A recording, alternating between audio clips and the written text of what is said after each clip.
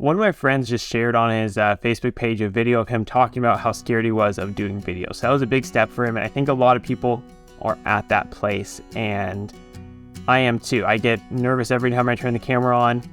I force myself to get used to it. When I was in high school, I was super awkward, super shy, didn't want to talk in front of anyone, didn't want to talk on camera, anything like that. And two things happened that really changed that for me.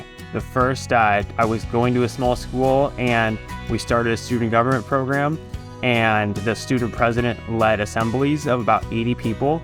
And I said, that sounds like a challenge, something that I'm not comfortable doing. So I ran for student president. I was able to run those assemblies, and it's just a 15-minute assembly, right? It's not a big deal. It's a couple announcements, introducing people, that kind of thing, but it got me used to public speaking. The other thing is I started broadcasting sports. I replied to a Craigslist ad to run a camera, right? I'm like, running a camera, that's my thing. That's what I'm good at. That's what I want to do. And then pretty quickly, there got to be a time that someone else couldn't show up, and they said, hey, Chris, we need you to do color commentary.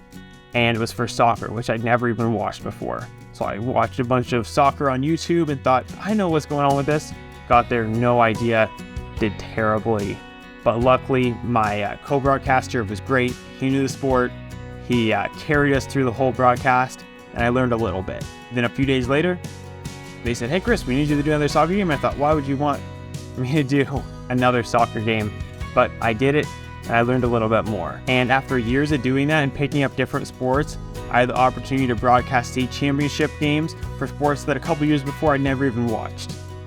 But I learned those skills of talking on camera, talking to a big crowd, maybe not a big crowd, right? 80 people, but talking in front of people. And I was kind of I forced myself to learn those skills and be put in those situations. And that was key for me. That was really important for me to be as comfortable as I am now, sitting back in my office creating content. So if you're thinking about creating content, if you're thinking about public speaking and you're scared, I just want to encourage you. I don't know very many people that are just naturals at it. If you are, more power to you, go for it. I know I wasn't, and I'm still not a natural at it, and I still get nervous every time I turn the camera on. But I would just want to encourage you. I think it's an amazing thing to do, an amazing outlet. And if you're in business, I think it's the best way to reach other people and to grow your business.